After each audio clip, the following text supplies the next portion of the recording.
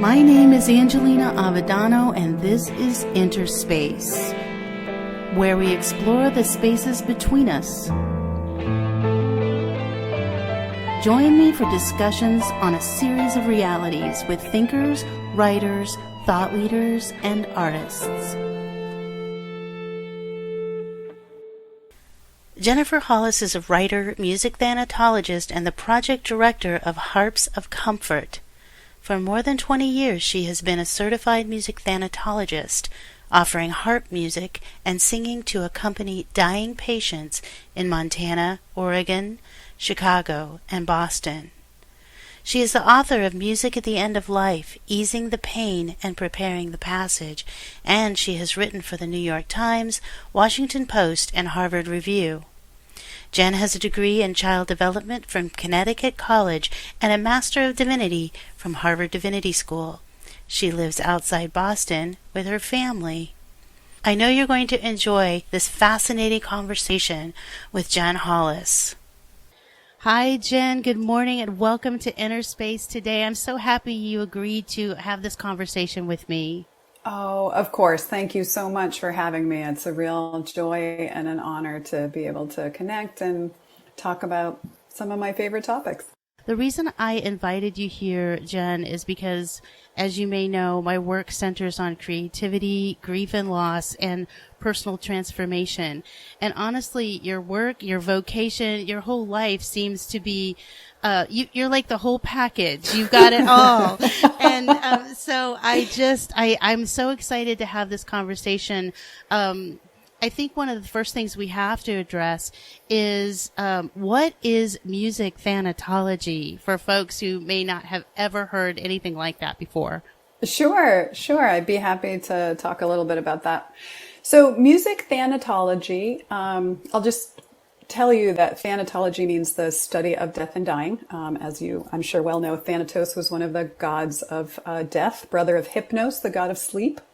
So music thanatology is a musical clinical modality that serves patients at the end of life, their caregivers, and their families. We use live harp and vocal music one-on-one with patients right at the bedside wherever they are. So we serve patients in hospitals, in their homes, in hospice units, in nursing homes, wherever they are, we go to there. And the goal is, of course, to care for their physical, emotional, and spiritual needs with prescriptive music.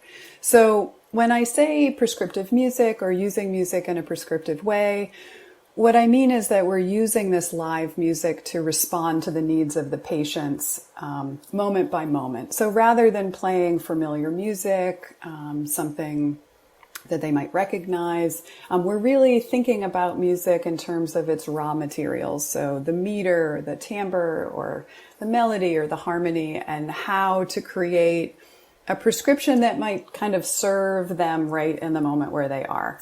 So we do that by observing their vital signs, their respirations, their countenance, any indications of pain or restlessness or agitation, and then kind of tailoring the music right to what we see right in the moment.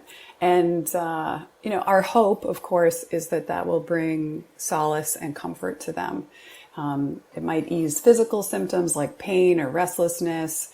It, I think, can offer a kind of spaciousness or container for people. Even right in the middle of a really busy medical center, it can create a kind of space for people to do that difficult work that happens at the end of life, of saying goodbye, of being together, of kind of recognizing the meaning of that moment, and reflecting, and having a moment of peacefulness and quiet and comfort that's being held together by the music and by kind of the compassionate presence of a music thanatologist. We are a relatively small field, and I'm not sure exactly how many music thanatologists are working right now, but it's a relatively small kind of focused field. All of us use harp and vocal music, and all of us do this kind of end-of-life care. So you said everyone uses the harp. Are there other music thanatologists that are different kinds of musicians? Many music thanatologists do play other instruments, but when they're doing music thanatology, we all play the harp. Oh, It's that's all interesting. harp and vocal music. Well, Yeah, that's we all have a shared training and a shared repertoire. The harp, it has these qualities of being portable and polyphonic, and you can kind of get it into a car and a regular elevator. It has a kind of big sound box, so you can get a lot of sound out of it. And so it's kind of useful in that way. But yes. I don't see the harp as very portable. It doesn't seem like it seems like that would be pretty intimidating to be getting your harp into an elevator. Oh, that's interesting. Well, I play it's called a 31-string Gothic harp from a company called Music Makers. And it weighs about 25 pounds. I have wheels that go on the bottom of the case, so it's pretty handy. I can kind of move it around in an easy way, and it fits in the back of my Honda Fit. So it's not like a pedal harp that you might see in an orchestra that requires like all kinds of accommodations. Okay. It is a little awkward and fragile, but it is accessible. Okay. Well, it's a fascinating, this must have been a fascinating journey, because I'm assuming, like, when did you start playing the harp? I started playing on my first day of music thanatology school. I didn't play the harp before then. And I'll be honest, I had a musical background. I played piano and flute and cello. I sang in an a cappella group in college. I was a very musical person from a very young age. And so the idea of taking up a new musical instrument as an adult was actually very familiar and comfortable to me. That didn't scare me at all. But there were certainly people in my class who had never played a note on any instrument in their lives and had never sung a note. And the school just developed a curriculum to teach people from the very beginning and bring them all the way to the point where they could play for patients during our internship year. So I started playing the harp when I was 23. Wow. I built the harp myself from a kit. That's the other thing. Oh, you have to tell that story. Yeah, I had never played the harp. I decided to build it from a kit. So this company, Music Makers, is a wonderful company in Minnesota that sells all kinds of instruments, but they also sell all kinds of kits. So they had a kit, and I decided that I was going to build this harp myself. And they said the project would be 40 hours of work. But of course, it took me all summer because I am not a handy person. I didn't own any tools. I was in my first kind of post-college apartment with a roommate. We had like a cordless drill and like a screwdriver. But the kit was terrific, and I just borrowed tools from friends, and I built it. But part of the problem was that I had never seen a harp or played a harp, so there were just these moments where I didn't quite know what I was aiming for or what it was supposed to look like. There was a point early on where I got about 3 steps in and realized I was doing it backwards, so I had to kind of undo everything I had done and then do it again. So yeah, it took forever. Somewhere in the process, I went to a party and met a carpenter, and we were sort of chit-chatting about my project, and he said, if you're having trouble, you can just bring it over to my workshop, and I'm not going to build it for you, but I can help you along the way. So that was very reassuring. So I brought the kind of half-finished harp to his workshop, and anytime I was too scared to do anything, he would just sort of stand there and say, like, go ahead, there are these holes in the back of it, for example, and I had to take some kind of saw and cut them out. And that was terrifying, but he was just like, it's okay, just do it.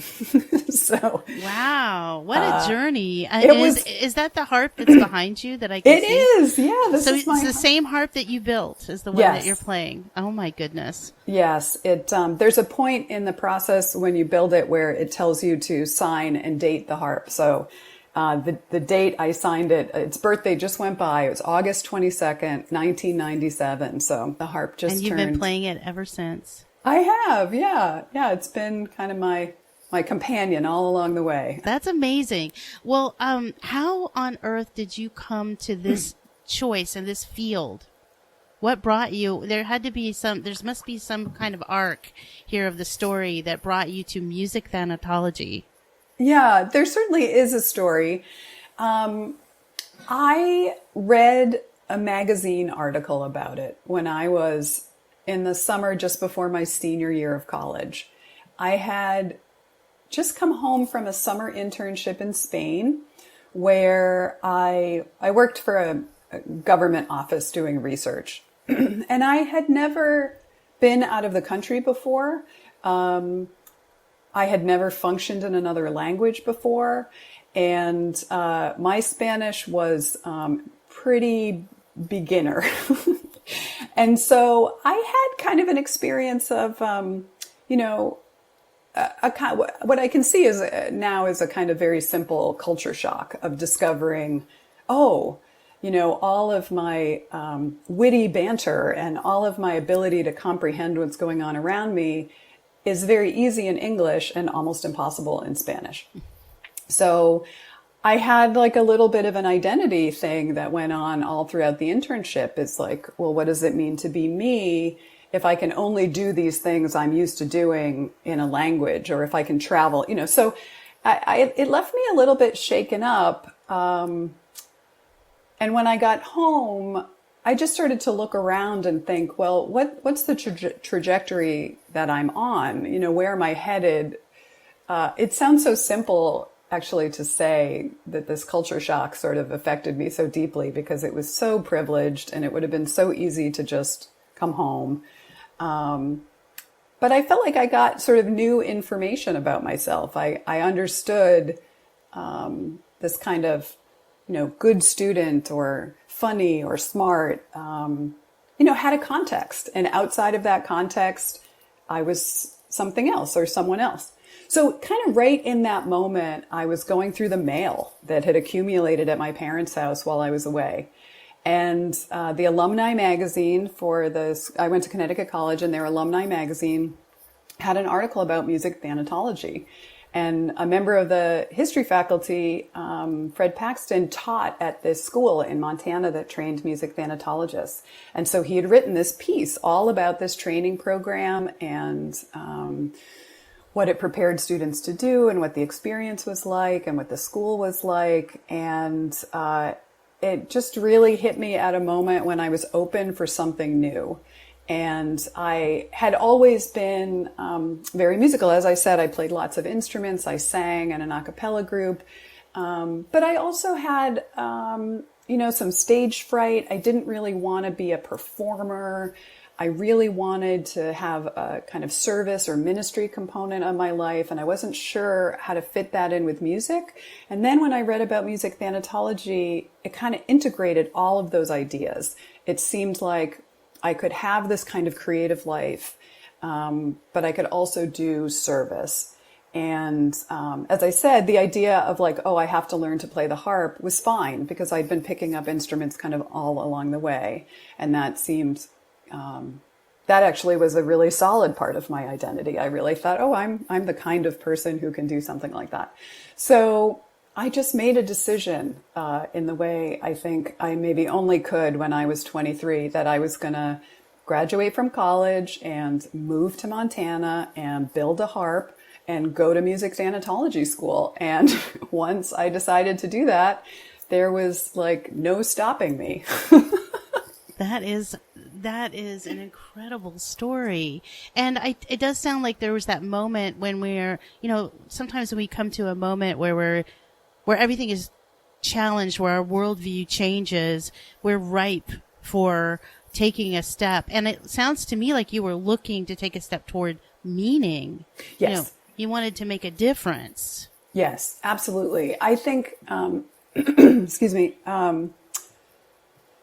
you know, I don't think at that age I would have used the word ministry. I think I would have said something, you know, more like service. But, you know, now that I've been to divinity school, I can say that is certainly what I was looking for. I was looking for a calling, something that felt very meaningful. and something that would allow this kind of musical, creative part of myself to still be expressed, to not have to be something I did on the side or on the weekends or something. It just felt like it integrated all the things that I wanted to kind of be in a meaningful way. You've written a book called Music at the End of Life. Could you tell me a little bit about that book? Definitely. Yeah. This must be based on your experiences as a thanatologist. It is, yeah. So Music at the End of Life, I would describe as a kind of introduction to music thanatology. I had the opportunity to interview, I can't remember exactly now how many I did, but like maybe 40 or 50 people. Some of them were my music thanatology colleagues, but also I interviewed their colleagues, so people on interdisciplinary teams who worked in medical settings with music thanatologists, because I had a lot of questions about not just how music thanatologists understand themselves, but people in medical settings, how did they understand and utilize a service like music thanatologists? How did they make meaning out of the idea that someone with a harp will come and care for their patients? How do they use it? Why do they use it? How does it make sense? So I interviewed nurses and physicians and chaplains and social workers and administrators and a hospice massage therapist to kind of talk about how they collaborated and worked on teams with music thanatologists. So I, constructed the book around all the questions I was most interested in. So one of them was around vocation. I had my own story of how I got to music thanatology, but I also wanted to talk to my colleagues about what would possess them to, upend their lives. I mean, most people turn to music thanatology as a mid-career change. I mean, I was significantly younger than everyone in my class as someone in their early 20s. Most people had long careers in other fields, encountered music thanatology, and decided that this is kind of the life that they wanted to head towards. So I wanted to just ask them how did they learn about it? How did they make the decision? How did it make sense in the context of the rest of their lives? So I talked about that. I wanted to talk about how music thanatologists made sense of death after being exposed to it many, many times. I wanted them to kind of share whatever they wanted to share about how that kind of relationship with the dying process and also death itself had impacted them or changed them in some way, whether if it had any relationship to fear or anxiety about their own death, about other people's death, if just kind of that ongoing relationship and exposure to death and dying. I wanted to talk about that. I also, wanted to ask music thanatologists and also people on interdisciplinary teams how music thanatology got integrated into medical settings. So how does a hospital make a decision to hire a full-time music thanatologist? How does a hospice make a decision? Of all the things you can spend money on, why would you invest in this kind of end-of-life care? What's the value you see? What's the benefit? What do you hear from patients and families? I really wanted to kind of get into the nitty-gritty of kind of how practices get started, what the kind of story is about how it unfolds, and then how people find, things as concrete as ongoing funding for things like music thanatology. Where does that come from? How do you make it work with the budget overall? And the other thing I really feel like this is the heart of the book. I really wanted music thanatologists and these other folks I was interviewing, some of whom were family members who had received a music thanatology vigil. I wanted them to just tell me stories about music vigils. So what was it like when the music thanatologist came? What happened? What did they take away from it? So there's a whole chapter that's just people telling me stories, which I think helps the reader get more of a feel for what it might be like in a music vigil. which is sometimes a little hard to capture.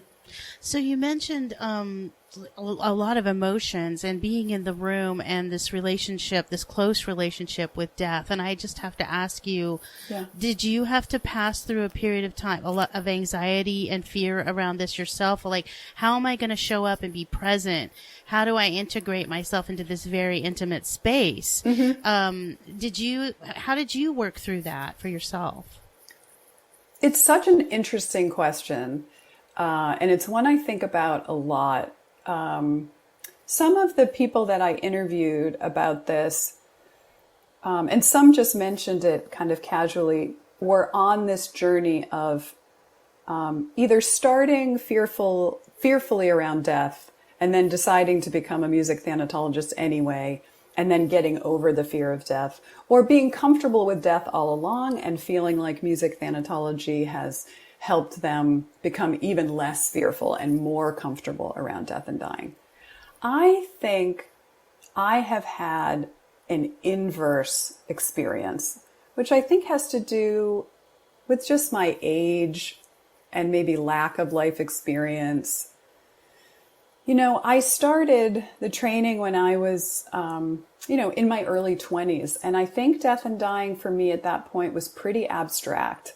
And it stayed pretty abstract for a long time. You know, I was accustomed to being a good student and a good musician. And these aspects of compassionate presence and contemplation and inner spaciousness, I think it's just taken me a long time to grow up into what that really, really means for me as a music thanatologist. And it might only be now in my 40s that capacity to be present to what it really means to be with dying patients is kind of coming to fruition in some kind of new way. When I went to vigils as an intern and a student, I think it was a little bit hard to relate to the scenes that were unfolding before me, especially if patients were much older than I was, or even older than family members I had lost. So it's only now that I'm sort of coming into the time when people's parents are older. I always like to recognize, of course, people die at every age, and people lose children as well as parents. They lose partners, they lose loved ones. There's nothing, I think, my own journey towards having a relationship with death is becoming maybe more and more present and profound now in the last 10 years, and less so in the first 15. Do you think there are some key experiences that you've had that also have helped to bring you into that space of more presence? I mean, you've been doing this for so many years. I can't imagine how many rooms you've been in, how many vigils that you've facilitated. So I guess, were there some experiences that moved you in ways that added to this maturity and this perspective that you have now? I think some of them happened outside the music vigil. I think what happened is I became a stepmother and a mother, and I started to understand my place in a new family system, and kind of reorienting myself into this identity of a different kind of caregiving, which reminded me in a new way of just the fragility of human life and the fragility of what we can lose. It sort of literally became much closer to home. Yeah. Because I started, you just start to reflect. I think it's a natural thing. You start to reflect on the children will grow up and they'll leave the house, and they'll, I just sort of got on a different kind of human journey. And that made me understand all the other human journeys a little more profoundly. Yeah. Do you think that your work as a thanatologist helped you as a mother somehow? Yes, I do. I hope so. In some ways, I think that idea of holding space and compassionate presence, that idea of being present for something that you absolutely cannot control. Like there's absolutely nothing I'm going to do about the dying process. It is inevitable. It is coming for all of us. And for these particular patients, it's happening sooner rather than later. And I think, that really benefits me in a parenting role, because I feel like there's just so much about our children's lives that we have to just witness and hold, that we can't control as much as we would like to. So that has certainly been very helpful to kind of, and also the other sort of key thing I think that happened for me is that self-care suddenly became something I understood more profoundly. And, people had been telling me my entire life, oh, if you're going to do this challenging end-of-life care, you should really take care of yourself. But I sort of thought that wasn't something I needed to worry about. Like, that was something for other people. I don't know what I thought. But once I became a parent, I really started to understand, if you want to give a lot more of yourself to the people around you, you have to pour some things in. And I feel like I'm getting everything backwards. I'm getting everything late, but it finally is catching on that the more I take care of myself, the more I can take care of other people. And that, my job is to care, for, the children in my family and the patients I want to take care of, and myself, so that I can do that. Well, that brings me to something I really wanted to talk about with you related to personal transformation. And recently you've been very public online about your personal recovery from alcoholism. And I feel like these things are related, this idea of self-care, the work that you were doing, and perhaps the struggle that started to emerge for you around addiction. Could you speak a little bit about that? And by the way, I just want to congratulate you on 5 years of sobriety, and that's just a wonderful accomplishment. Thank you. I appreciate that. Yeah. So I think definitely self-care is something that took a long time for me to understand. And for a long time, I thought, well, I have these kind of stressful things I do, even though I love doing them. They do cause me some stress. And drinking is going to be the sort of comfort and reward, and this is going to be the thing. I thought, as I've written about, I thought it was the life raft. I thought, well, all of these things happen, but, or I'm doing these things and I'm witnessing these kind of traumatic events in people's lives. And at the end of the day, I will relax and I will have some wine, and that will save me from, from feeling my feelings, I guess. Mm-hmm. And it just took me a long time to realize, like, it wasn't a life raft, it was an anchor, and it was going to pull me down further than I was going to be able to handle. And that is the part I think that has been most profound. That is the sort of transformative thing that has been the most profound for me, is that I had it completely backwards. I was totally wrong about the role that drinking was playing in my life. I was lying to myself. I was lying to the people around me. And I really thought that I knew what was true. I really thought I knew that drinking was helping. How did you figure out that that was a lie? The accumulation of time. I started to realize, I'm not 25 anymore. Now I'm in my early 40s, and this has been going on a long time. And I've been telling myself, I'm just about to stop. I'm just about to change my relationship to this. I'm just about to learn how to moderate. But I can't moderate anything. Like, I can't moderate potato chips. I can't moderate coffee. I can't moderate candy. Like, what did I think I was going to do with a highly addictive substance like alcohol? So I just started to like look at the evidence. How many years has this been going on? Like, what kind of a impact is this having on my marriage? How much energy am I spending thinking about this?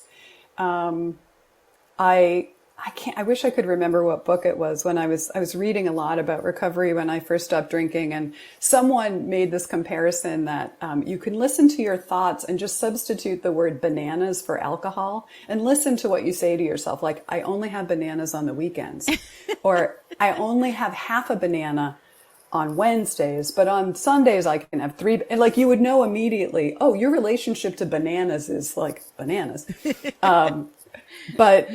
So I just started to really notice, this is out of whack, and now time is accumulating, and I'm not comfortable talking about it with anyone.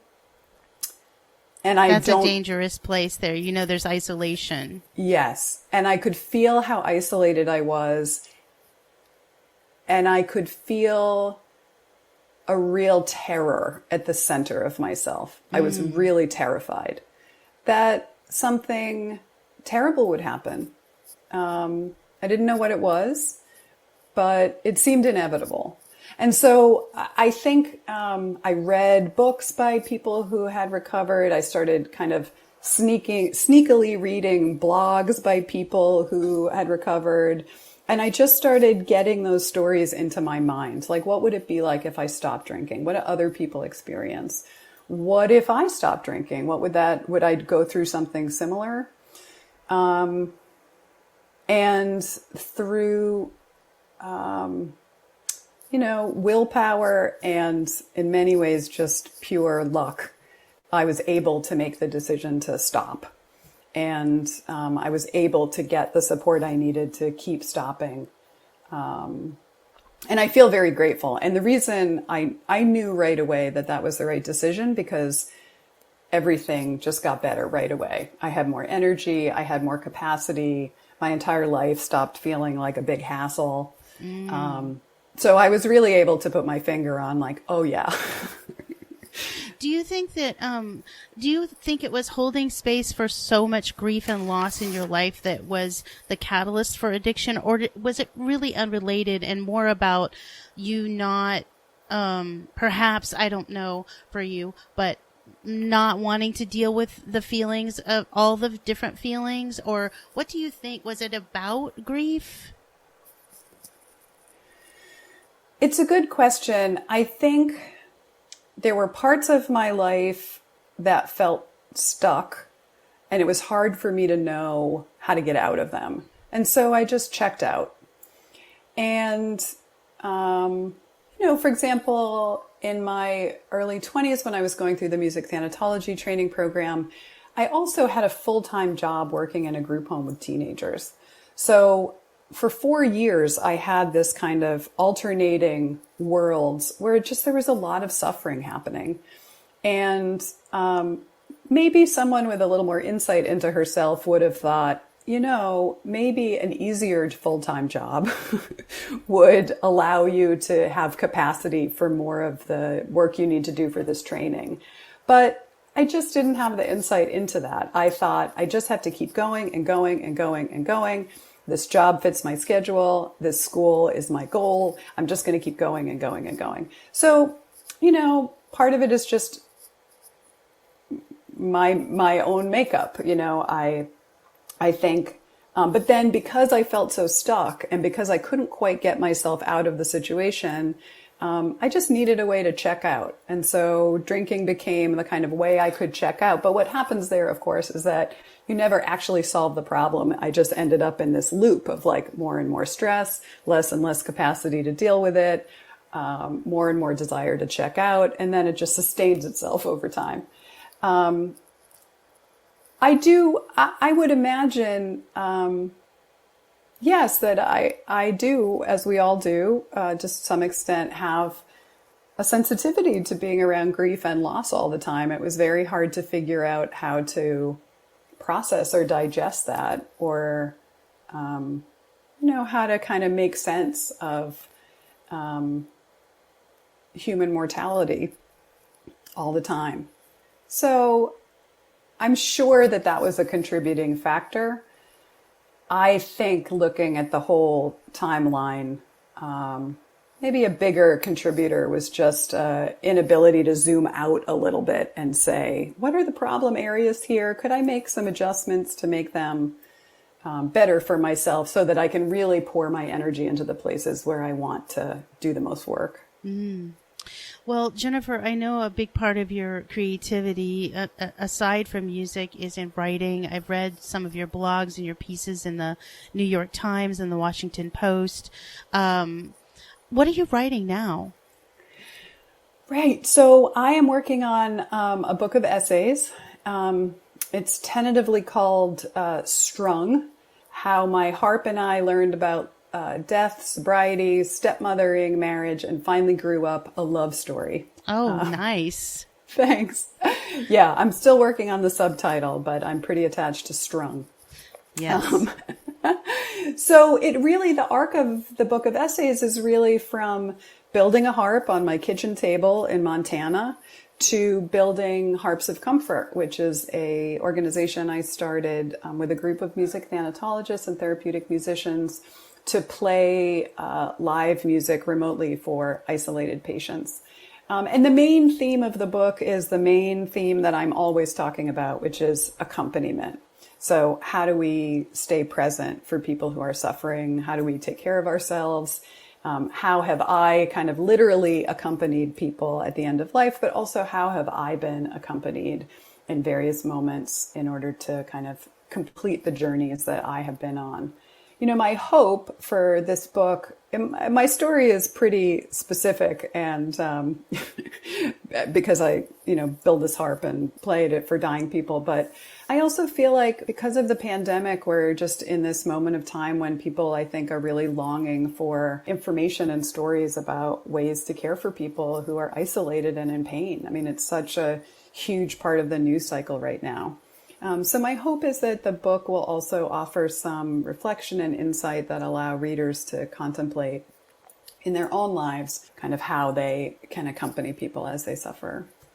Yeah, you mentioned Harps of Comfort, and it seems that if you would explain a little bit more for the listeners, but sure. This came out of this pandemic time. So then you pivoted from what you were doing before, going into hospital rooms, to accompanying those who were in the dying process and their families, and I suppose, and those who were giving care to those folks. Something had to change, right, during the pandemic. So could you talk a little bit about Harps of Comfort, how that came to be? Sure. So I did my last in-person music vigil in March of 2020. I didn't know it was going to be my last one. I just didn't know. So I just did the music vigil and came home and put my harp in the house. And that is essentially where it's been since then. And then we all went on lockdown in my neighborhood in Somerville, Massachusetts. And my son was home from school and switched to Zoom school. And I just started watching the news and really thinking about COVID and music thanatology. For my whole career and for the career of many people, we've been playing harp for dying people in medical settings for decades. I mean, most of my music thanatology colleagues have done this for a very long time. But I felt like, especially for myself, end-of-life care had always been something that was a part of my life, kind of a little bit off to the side, right? So when I got together with my friends, we weren't talking about death and dying. I would have these kind of quiet conversations with people if they wanted to know about hospice, or if something came up in their lives. I was the friend that you would call to kind of learn about death and dying stuff. But otherwise, life kind of went on as usual.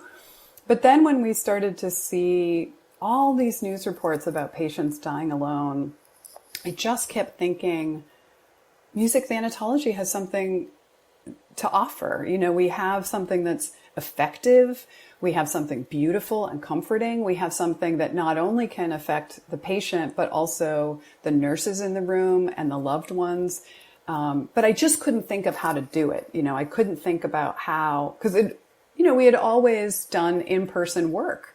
And so I was trying to imagine what that could be. And then a physician in Milwaukee, Dr. Jennifer McKinnon, reached out to me on Twitter and said, I'd like to work with you to bring music into the ICUs.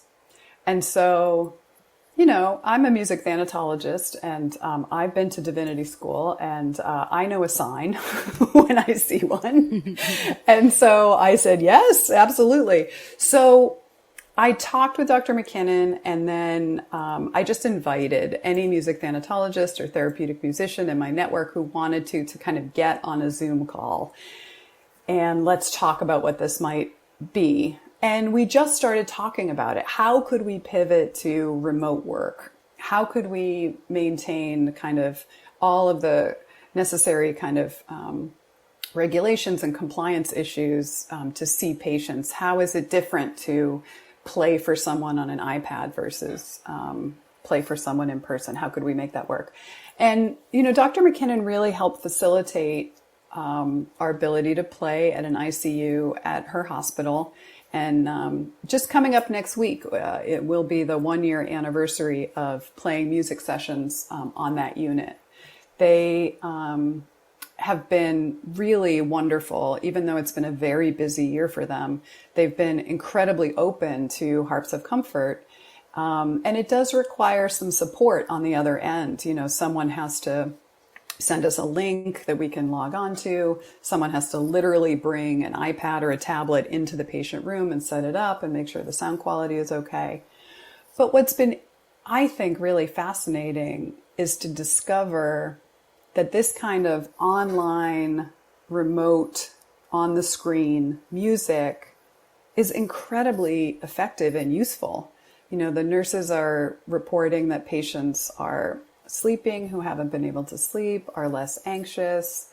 Their loved ones and caregivers are delighted to have this kind of comforting, beautiful space. It's very interesting. I'm not sure I knew that before we started a year ago. I'm not sure I knew that it had that kind of capacity. And what's interesting, one of our harpists played a remote session, not for Harps of Comfort, but for another job.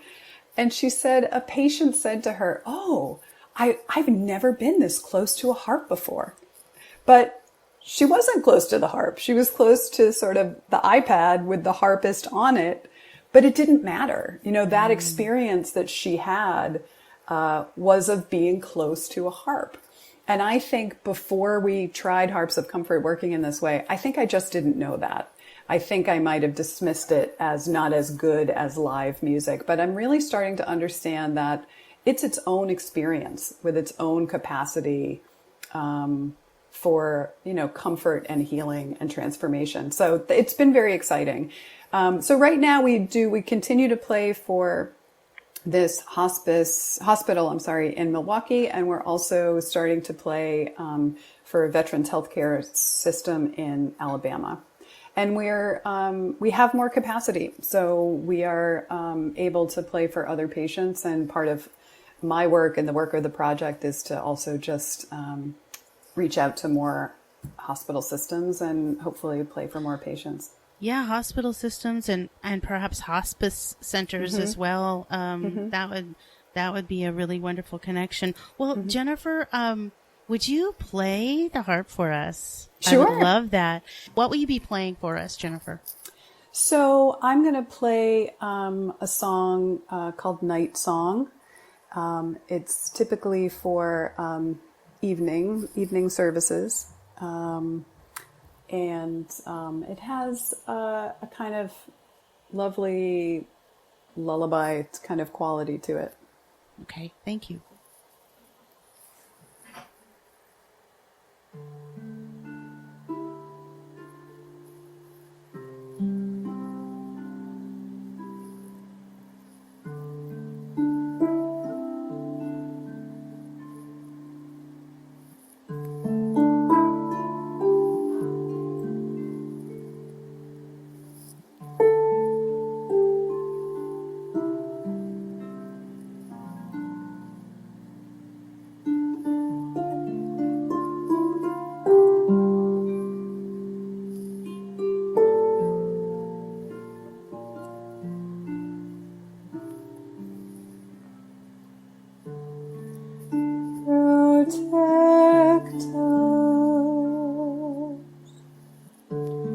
as we stay awake.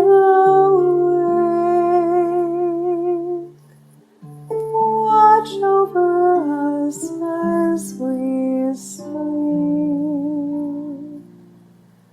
that till break we may keep watch and asleep your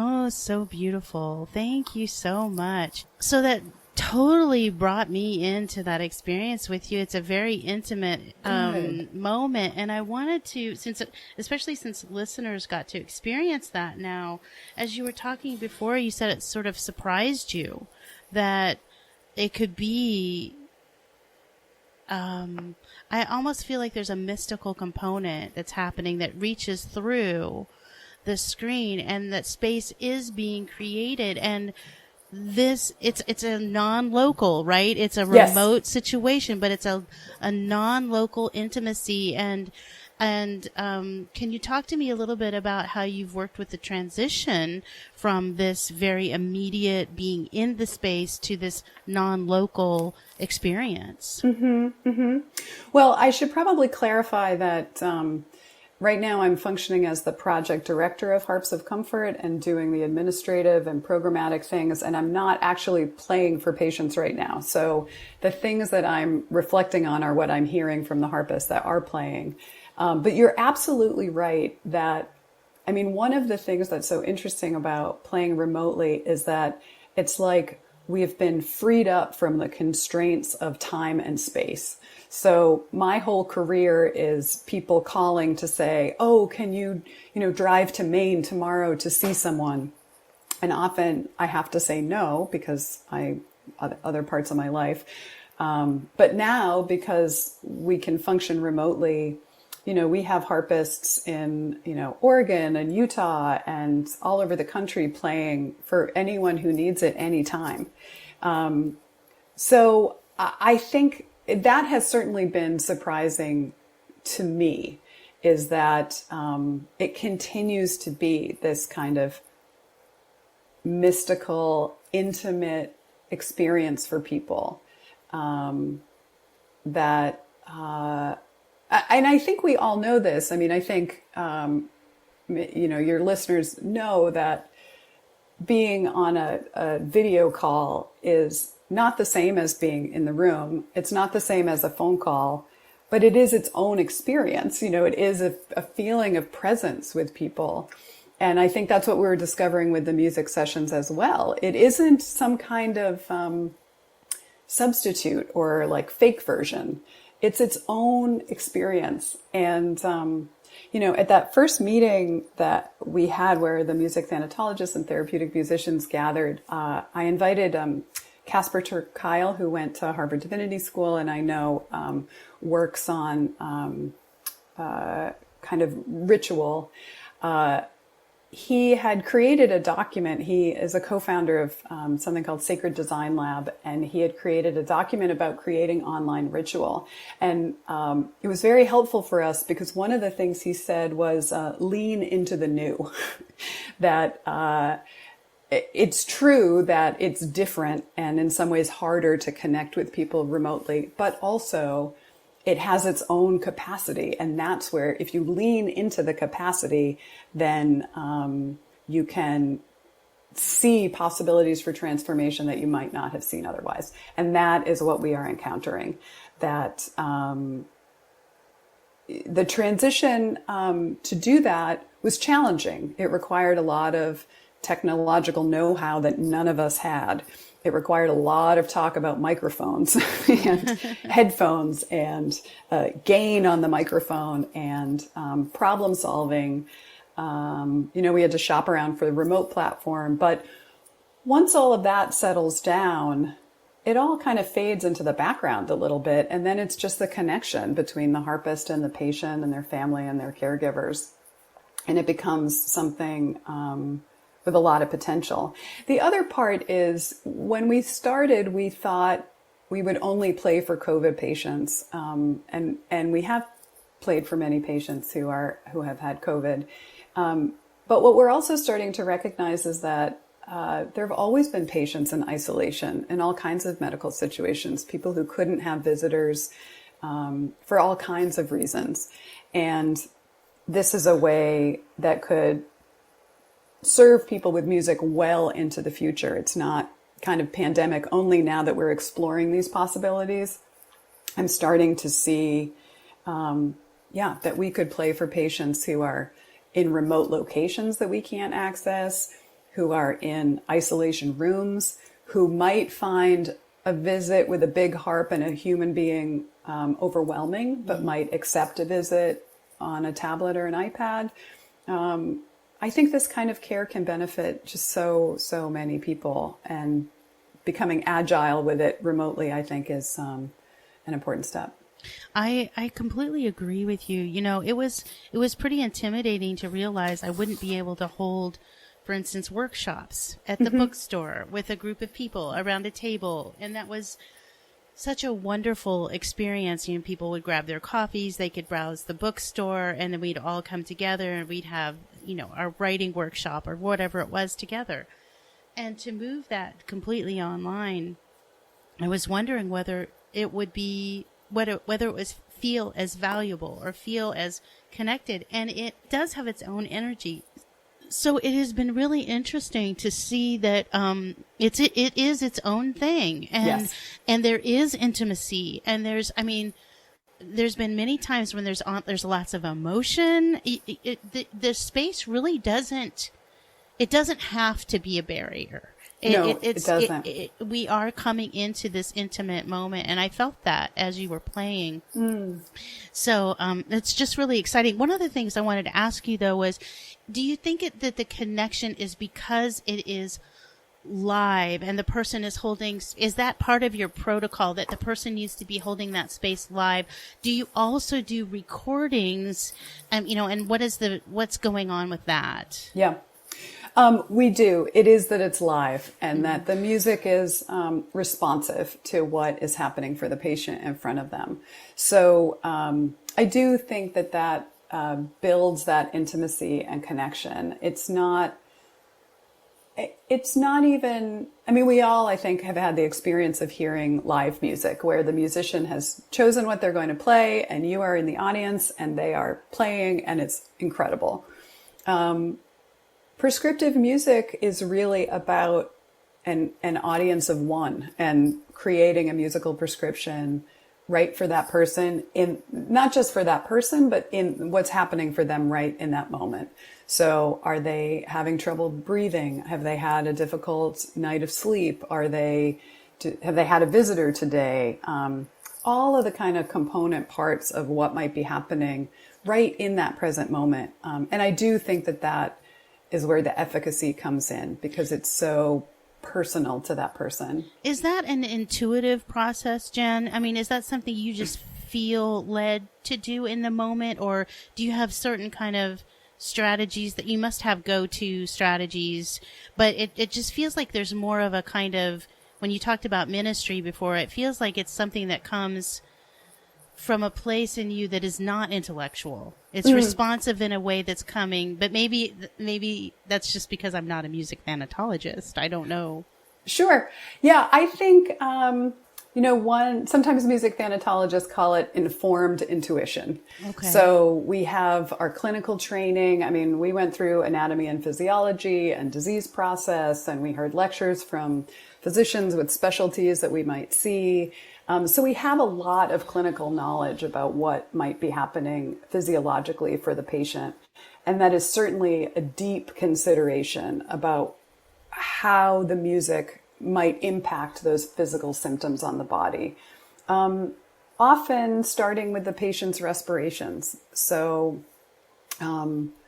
reflecting where their respirations are right in that moment, and echoing that and kind of witnessing that, and then building a prescription kind of based on any kind of changes that we see. So I think it certainly has to do with what's going on physiologically and also emotionally for patients and their families. Sometimes we know a lot about what that picture is. Sometimes we don't know very much. Sometimes we see something in the room. And so, yes, I think our training and our experience informs our intuition. And speaking for myself, I do feel like in the music vigil, I often start with a little bit of an intellectual picture of where I think this patient is based on the information I've gotten ahead of time. And then I really feel like I am feeling my way through the music vigil. And it has to do with everything. It has to do with if I'm in the room with them, what does the patient look like? Do they have clenched fists? Do they have lines, furrowed eyebrows? Do they look restless? Do they have family in the room? What's the family doing? Are they, are they resting into the music? Do they seem restless? Are people coming and going? Like, there's so many parts to that, but I do try to use the music every time to create a kind of restful spaciousness that everyone can sort of settle into if they want to and if they're ready to. Sometimes it's just not the right moment, and whatever we do together is just fine. And I've learned over time also to just check in. Mm-hmm. So sometimes I will play for a long, long time, and other times I'll just check in and say, would you like more music? Have you had enough music? And let people just sort of tell me. Yeah. I have a final question here. We're coming to the end of our time together. Sure. So I'd ask you, what have you learned about grief and loss as a thanatologist, as a music thanatologist, that can be helpful to those of us who would like to better support those people who are suffering or going through the dying process? Mm-hmm. Mm-hmm. I think everything I've learned is about accompaniment. It's about building my own personal capacity to be present in an open-hearted way with people who are suffering. And I do that in a very literal, concrete way, where I bring a musical instrument into a room and I accompany often a patient's breath or their family or this process. So it's a very kind of concrete. But I also mean that for all of your listeners, in a more abstract way, is when people are suffering, we can all think about bringing a compassionate, open-hearted presence to that. Sometimes there's a problem to be solved, like a logistical thing or something that you can fix. But often it's just about being there, hanging around, being in the neighborhood, not just offering to help, but showing up and being present to that. And I think, we all know what it's like to be in the presence of those very special people in our lives who can do that, who can sit in a relaxed, easy way when we are suffering. And we also know what it's like when people can't and how painful that is. So I think I would just invite all of your listeners to kind of reflect on, if they want to kind of grow that part of their lives, to sort of think about what are the practices or or things they could do, even if they don't play the harp, to just stay comfortable in that uncomfortable place of suffering, to just really try to show up to the reality of it. I just wanted to also commend this incredible essay that I love called, it's Parker J. Palmer, and I think it's on the On Being website blog. And the essay is called The Gift of Presence, The Perils of Advice. And the essay is about him going through a very, very dark time in his life, and a friend who came to care for him with this like beautiful presence. So somewhere in this essay, he says this great thing where he says, here's the deal. The human soul does not want to be advised or fixed or saved. It simply wants to be witnessed, to be seen, heard, and companioned exactly as it is. When we make that kind of deep bow to the soul of a suffering person, our respect reinforces the soul's healing resources, the only resources that can help the sufferer make it through.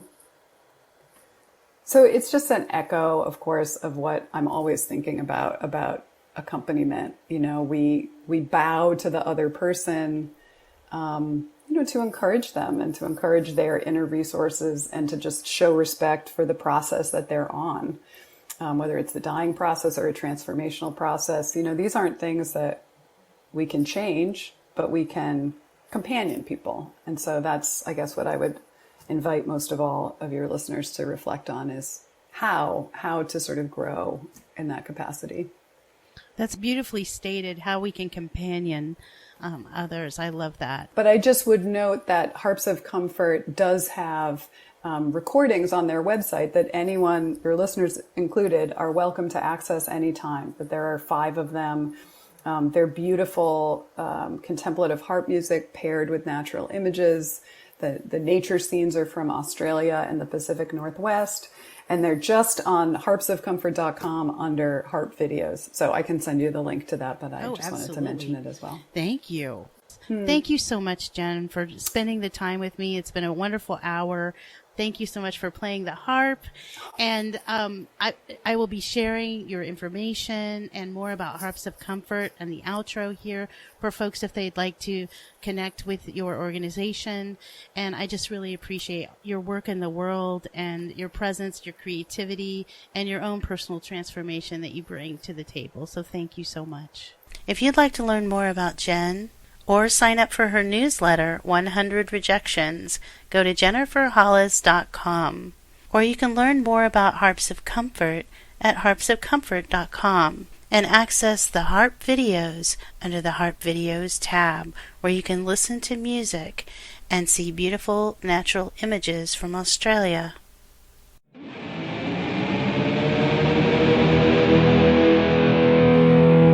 You have been listening to InterSpace with Angelina Avedano.